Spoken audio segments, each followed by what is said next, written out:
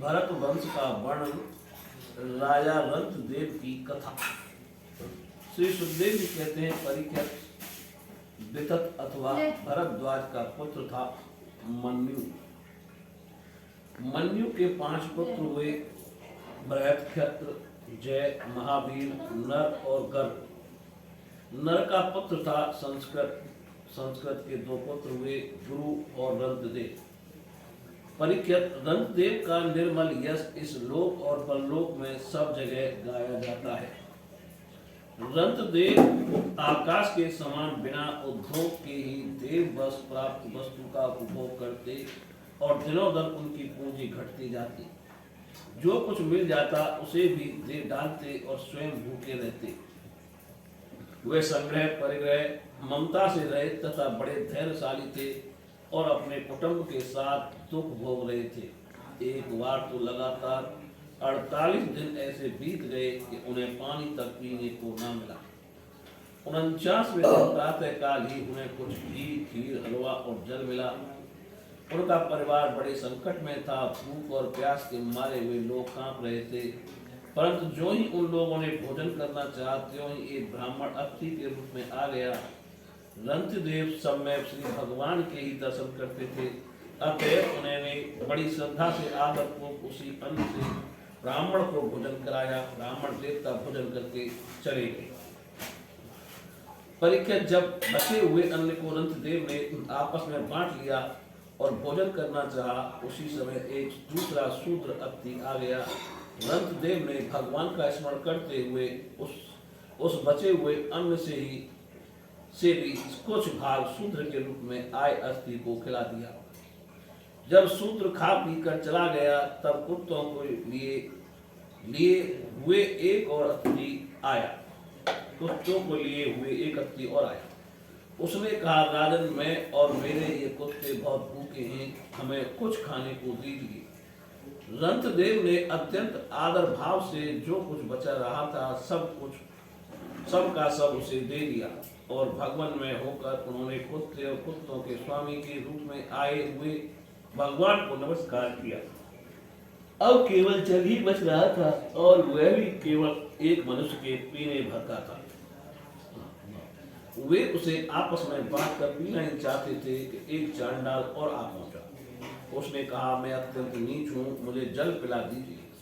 चांडाल की वह करुणापूर्ण वाणी, जिसके उच्चारण में भी वह अत्यंत कष्ट पा रहा था, सुनकर रंतदेव दया से अत्यंत संतप्त हो उठे और वे अमृत में वचन कहने लगे, मैं भगवान से 8 सिद्धियों से युक्त परम गति नहीं चाहता, और तो क्या मैं मोक्ष की भी कामना नहीं करता। मैं चाहता हूँ तो केवल यही कि मैं संपूर्ण प्राणियों के हृदय में स्थित हो जाऊं और उनका सारा दुख मैं ही सहन करूं, जिससे और किसी भी प्राणी को दुख ना हो। यह दीन प्राणी जल पी करके जीना चाहता था। जल दे देने से उसके जीवन की रक्षा हो गई।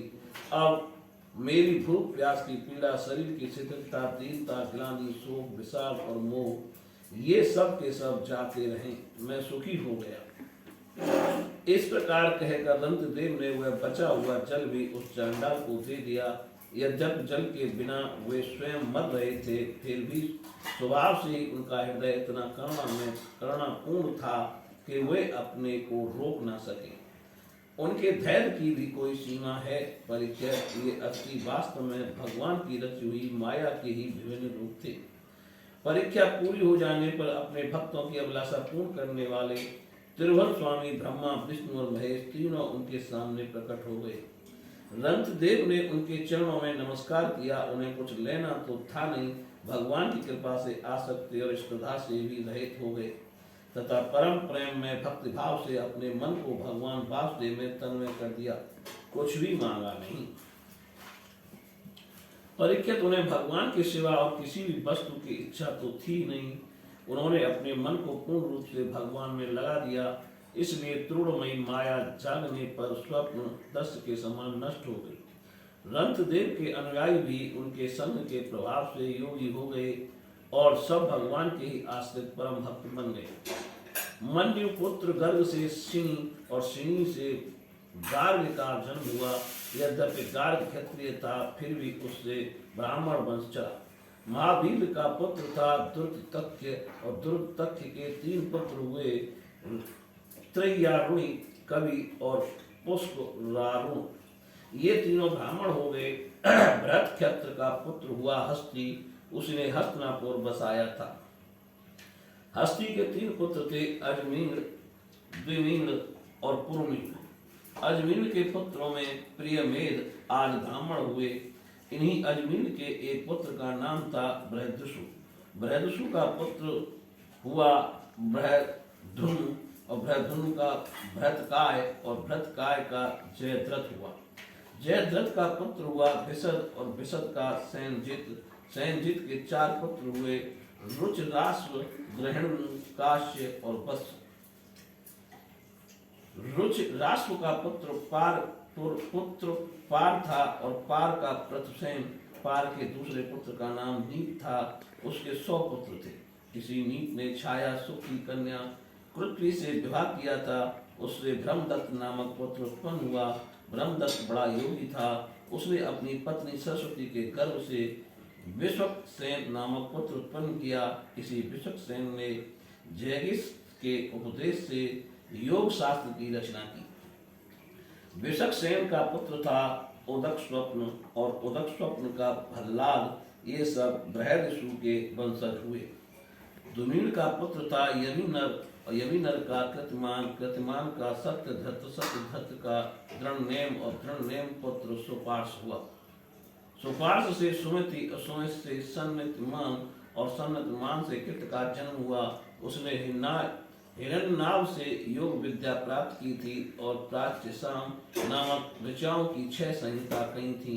कृत का पुत्र नीप था, नीप का युग्रायुध, युग्रायुध खेम, और खेम का सुवीर, और सुवीर का पुत्र था रिपुंजय।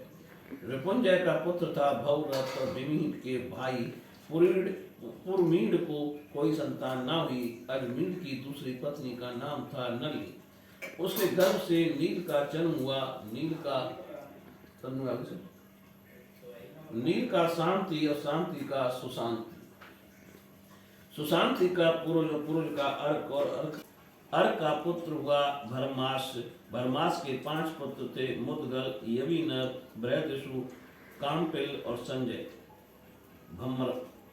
भमरयास्व ने कहा, ये मेरे 5 पुत्र देशों का शासन करने में समर्थ पंच अलम हैं, इसलिए ये पंचाल नाम से प्रसिद्ध हुए।